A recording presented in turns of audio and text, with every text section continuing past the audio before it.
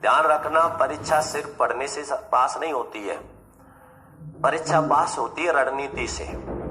जिसके पास में रणनीति होती है उसी का सिलेक्शन होता है। पढ़ती तो दुनिया है, कौन नहीं पढ़ रहा? क्या आप सब नहीं पढ़ रहे? क्या लाखों और नहीं पढ़ रहे? लाखों फॉर्म भरे जाएंगे, कम से कम 10 लाख से ऊपर। क्या 10 लाख नहीं पढ़ते तो 5 लाख तो पढ़ते हैं, और 5 लाखों का सिलेक्शन होता है। अधिकांशतः सिलेक्शन उनका होता है जो रणनीति से पढ़ते हैं, जो स्मार्ट तरीके से पढ़ते हैं। और जो 18-18, 20-20 घंटे पढ़ते हैं, कभी उनका सिलेक्शन नहीं होता है। वो सिर्फ 18-20 घंटे पढ़ते ही रह जाते हैं। और ये बात मैं कह रहा हूं, ये बात आप भी बताओ, क्या आपके बीच में ऐसे मित्र नहीं है क्या जो रात और दिन पढ़ते हैं और उनका आज तक सिलेक्शन नहीं हुआ? और ऐसे नहीं है क्या जो दिन भर मस्ती करते हैं और उनका सिलेक्शन हो गया? रात में थोड़े पढ़ते हैं, वो पढ़ते हैं स्मार्ट तरीके से, कम पढ़ते हैं लेकिन स्मार्ट तरीके से। बहुत से क्या करते हैं, और ये वजह आप अच्छे से जानते हो, जिस एग्जाम में नेगेटिव मार्किंग नहीं होती उसमें समय कम मिलता है, नहीं मिलता? जिसमें नेगेटिव मार्किंग होती है उसमें समय कम से कम 1.5 घंटा, 1 घंटा कम से कम एक्स्ट्रा मिलता है, कम से कम 1 घंटा। क्या सोचा है आपने कभी ऐसा क्यों होता है? क्योंकि पेपर में आपकी परीक्षा ज्ञान की नहीं होती, धैर्य की होती है। किसकी परीक्षा होती है? धैर्य की। ऐसे कौन कौन बैठे हैं यहाँ पे जिन्होंने फर्स्ट ग्रेड या सेकंड ग्रेड का एग्जाम दे रखा है? अब सुनो ध्यान से, जिन्होंने फर्स्ट ग्रेड सेकंड ग्रेड का एग्जाम दे रखा है वो सुनना, और अगर मैं सही कह रहा हूं तो हाथ खड़ा करके बताना। यदि आपने अपने पेपर में नेगेटिव मार्किंग नहीं करी होती तो आज यहां बैठना पड़ता? नेगेटिव मार्किंग को अगर हटा दिया जाए तो आज आपका सिलेक्शन हो गया होता, नहीं हो गया होता? सही बात है, नहीं है? सिर्फ नेगेटिव मार्किंग की वजह से सिलेक्शन रुकता है। और पेपर में अधिकांशतः वो प्रश्न गलत होते हैं जो सरल होते हैं। कठिन प्रश्नों में कई बार तुक्का मारे आते हो तो आप घर आके देखते हो तो सही निकल जाता है, लेकिन सरल प्रश्न पेपर में सबसे ज्यादा गलत होते हैं। इसी वजह से क्या किया जाता है, जो पेपर होता है जिसमें नेगेटिव मार्किंग होती है उसमें समय दिया जाता है कम से कम 1 घंटा एक्स्ट्रा, कम से कम 1 घंटा समय देते, नहीं बचता क्या? और 1 घंटा बचा, मान लो आपने एक बार में कोई पेपर हल किया, आप 70% पेपर को एक बार में हल कर देते हो, और आप अच्छे से जानते हो मेरिट कितने पे जाती है? 70 से 80 के बीच में। कितने परसेंट पे जाती है मेरिट आपकी? 70 से 80 के बीच में ही जाती है, नहीं जाती? लड़ाई सिर्फ 5 प्रश्नों की ही होती है। जो रणनीति बना के पढ़ता है, जो रणनीति से पढ़ता है वो 70 से 75 आराम से पहुंच जाता है, और जो रट के पढ़ता है या जो 12-12, 14-14, 16-16 घंटे रात और दिन किताबों में रटता रहता है वो 70 से 65 पे आ जाता है। उसका कारण क्या होता है, ध्यान से समझना। मैं ये चीज बताता नहीं लेकिन थोड़ा सा छेड़ दिया इसलिए बता रहा हूं, समझ लेना। 1 घंटा एक्स्ट्रा टाइम इसलिए दिया जाता है कि वो वहां पर परीक्षा होती है तुम्हारे धैर्य की। और धैर्य की परीक्षा क्या होती है? जब भी आप पेपर देने जाते हो, ऐसा कौन है जो सिर्फ 1 पेन लेके जाता है? अधिकांशतः सभी 4 पेन लेके जाते हैं। और 4 पेन लेके क्यों जाते हैं कि बाय द वे एक बंद हो गया तो, दूसरा बंद हो गया तो।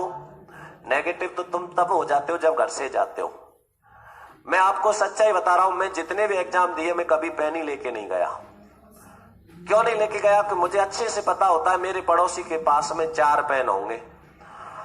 क्या ऐसे समय पे आपको कोई पेन की मना कर सकता है? आप मांगो मत, आप अगर उसको पता लग गया, थोड़ी सी शक्ल ऐसी बना लो रोई सी, तो वो अपने आप देगा, खुद ही दे देगा कि क्या बात है भाई साहब, मैंने यार पेन भूल गया मैं जल्दी में। अरे लो, 2 लो, 1 नहीं 2 पेन लो तुम।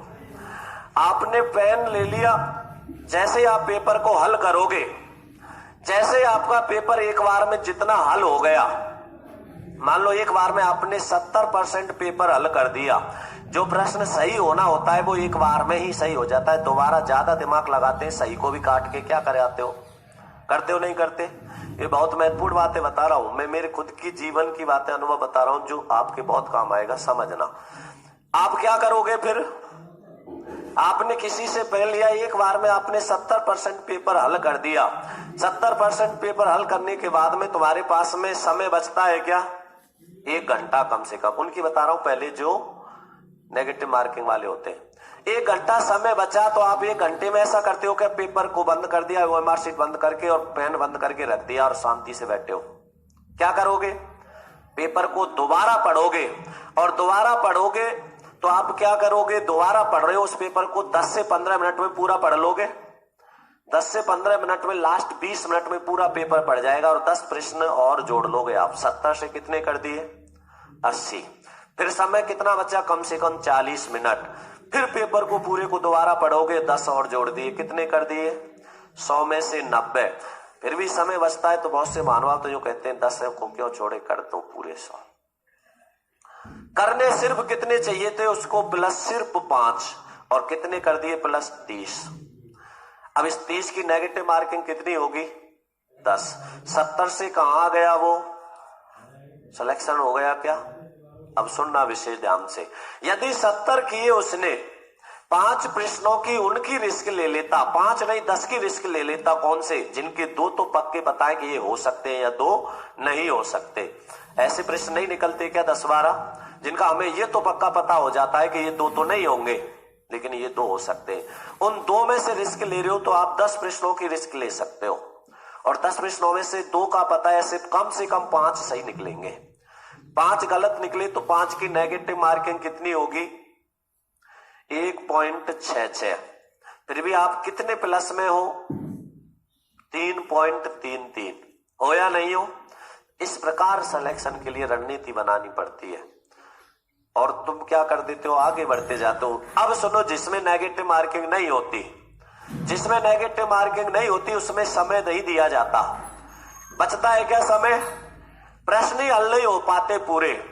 क्यों नहीं दिया जाता? क्योंकि अगर नेगेटिव मार्किंग नहीं है तो बहुत ही आराम से पढ़ो और आप पूरे के पूरे प्रश्नों को सही करके आ सकते हो, क्योंकि नेगेटिव मार्किंग नहीं है। क्योंकि नेगेटिव मार्किंग ही तो सिलेक्शन से रोकती है। तो आप क्या करोगे? जल्दबाजी करोगे। और जल्दबाजी कैसे करोगे? पार्ट आते हैं कई। पिछली बार जब टेट वेट हुए थे तो आप देखते हो बताने 28 तरह के पेपर आते थे, यही नहीं पता चलता था कि किसकी हिंदी किसमें कराए। होता नहीं होता? तो अब आप क्या करते हो? जल्दबाजी करते हो, और जल्दबाजी में क्या होता है? लिख रहा है पीछे नहीं है और आप नहीं तक पहुंचे ही नहीं, है का ही उत्तर दे दिया। वहां पूछ रहा है नहीं और आप क्या करते हो? है से दे आए। प्रश्न क्या हो गया? गलत। इस वजह से वहां परीक्षा आपके ज्ञान की नहीं, किसकी हो रही है? धैर्य की, कि तुम्हारे अंदर धैर्य कितना है। जिसके अंदर जितना ज्यादा धैर्य होता है उसका सिलेक्शन उतनी आसानी से होता है। इस वजह से ज्यादा पढ़ने वाले का सिलेक्शन नहीं हो पाता, कम और रणनीति बनाकर धैर्य से पढ़ने वाले का सिलेक्शन हो जाता है। इसलिए सिर्फ पढ़ाई से ही नहीं होता, रणनीति भी बननी होनी चाहिए। मैंने अधिकांश लड़कों से लड़कियों से सुना है कि सर साइकोलॉजी याद होती नहीं है, सबसे सरल विषय है, और आप उसकी कह रहे हो याद नहीं होती। सबसे सरल विषय ही साइकोलॉजी है, जो याद करने की जरूरत ही नहीं पड़ती, उसको जीना पड़ता है, अनुभव लेना पड़ता है उसका। मैं खुद कह रहा हूं मुझे सबसे कठिन सब्जेक्ट लगती साइकोलॉजी थी, लेकिन जब उसको समझा सबसे सरल विषय, क्योंकि जन्म से वृद्धावस्था तक हमारे जीवन पर ही तो आधारित है। लोग कहते हैं परिभाषा रटते, याद ही नहीं होती। रटनी नहीं है, रचनाकार है जो परिभाषा का लेखक है उसका ध्यान रखो, और कोई हर परिभाषा में, हर लेखक की परिभाषा में कोई एक महत्वपूर्ण शब्द नहीं होता, उस शब्द को रखो याद और लेखक को याद रखो, परिभाषा याद ही नहीं करनी। जैसे आप कहते हो मनुष्य जन्म से लेके वृद्धावस्था तक कुछ ना कुछ सीखता है, इसका मतलब क्या है? जन्म से लेके वृद्धावस्था तक कुछ ना कुछ करता है, नहीं करता? वो कुछ ना कुछ करो ही करो, मतलब करो एंड करो, ऐसे समझनी पड़ती है परिभाषा। इसलिए रणनीति बना के पढ़ोगे तो